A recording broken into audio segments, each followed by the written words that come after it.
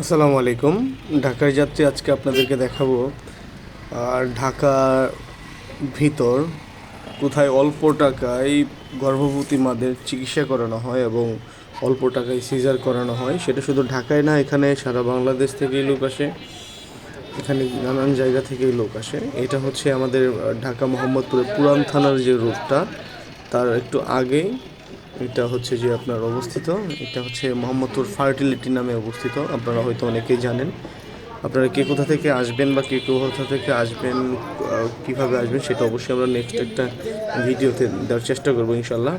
চলুন আজকে আমরা তাহলে শুরু করি যে আমরা কীভাবে ভিতরের কার্যক্রম কীভাবে চলে। প্রথমে আমরা কথা বলবো একজন, এখানে দেখেন পরিবেশটা কত সুন্দর, চমৎকার একটি পরিবেশ। এই পরিবেশের মাঝে এত সুন্দর একটা হাসপাতাল বা ক্লিনিক আপনাদের যেটা এখানে তো বলেন সারা আমাদের বাংলাদেশ গরিবদের থেকে জন্য করা লোকজন আসে। খুবই ভালো। এখন একটা সারা আনসারের সাথে বাংলাদেশ কথা থেকেই তো বলবো, লোকজন আনসার আসে, ভাইকে তাই না? তার কয়টা সম্মানার্থে থেকে খোলা মুখ থাকে? ঢাকা। 8টা থেকে। আর ডেলিভারি তো মনে হয় সন্ধ্যার পরে ইমার্জেন্সিগুলো করে বেশি। ডেলিভারি ওটা তো জরুরি বিভাগটা সবসময় খোলা সব থাকে। সময় খোলা থাকে। এমনিতে এখানে খরচ কম। হ্যাঁ, খরচ কম। খালি ওই ওষুধ মানে মেডিসিন মেডিসিনের যে যেটা খরচটা যায়, আবার শুনছি অনেকে যাদের ক্ষেত্রে মেডিসিন কেনার সামর্থ্য নাই তাদের নাকি হেল্প করা হয়, হ্যাঁ, সমস্যা থেকে সমাজসেবা থেকে দেয়, আবার মেশিন কিনে দেয় না কি করে, তাই না? ধন্যবাদ।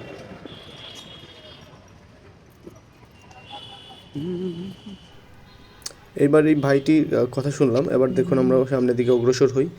আস্তে আস্তে করে দেখছি এই যে যারা দাঁড়িয়ে আছে কেউ এইখানে ঘুরতে আসে নাই, সবাই আসছে তার কোনো পরিবার পরিজনকে নিয়ে, যারা হাসপাতালে ভর্তি আছে অথবা যাদের বাচ্চা হবে, নবজাতক শিশু আসবে তাদের জন্য। দেখুন হঠাৎ করে আবার কর্মবিরতির একটা দেখলাম, আমরা এদিকে না গিয়ে আমরা ভিতরে ঢোকার চেষ্টা করি।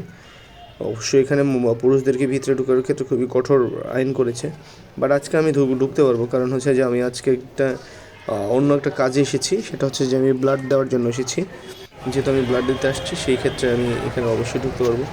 দেখুন আপনারা হয়তো ভাবছেন কার সাথে কথা বলছেন বা কী কথা বলছেন। আমি জসিম, ঢাকার যাত্রীর আপনাদের পথচারী। আমি অনেক দিন দীর্ঘ অসুস্থতা এবং ব্যস্ততার কারণে আমি ওইভাবে রেগুলারলি ভিডিওতে আসতে পারিনি।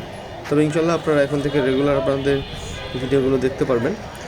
আমাদের ভিডিওগুলো দেখার জন্য অবশ্যই আমাদেরকে একটু সাবস্ক্রাইব করে দেবেন এবং হচ্ছে একটা লাইক এবং কমেন্টস করে দিলে আমরা খুব ইন্সপায়ার হই যে আপনাদের ভিডিওগুলো দেওয়ার জন্য।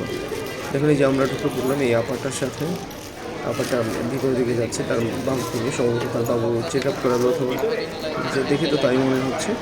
আমরা অল্প একটু ক্যামেরা নিতে পারবো, বেশি দূর নিয়ে যেতে পারবো না, কারণ ভিতরে অনেক টাইট সিকিউরিটি থাকে। দেখুন ভিতরে অনেক মহিলা যে যার মতো বসে আছে, সবাই এখানে ডাক্তার দেখাতে আসছে। বেশিরভাগই হচ্ছে যে আপনার গর্ভবতী মহিলা যাদের বাচ্চা এখনও আসেনি তাদের জন্য।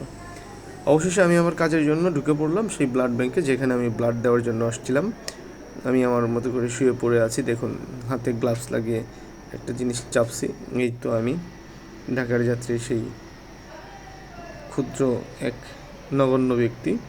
অবশেষে আমিও এক প্রসূতি মাকে ব্লাড দিলাম। ধন্যবাদ।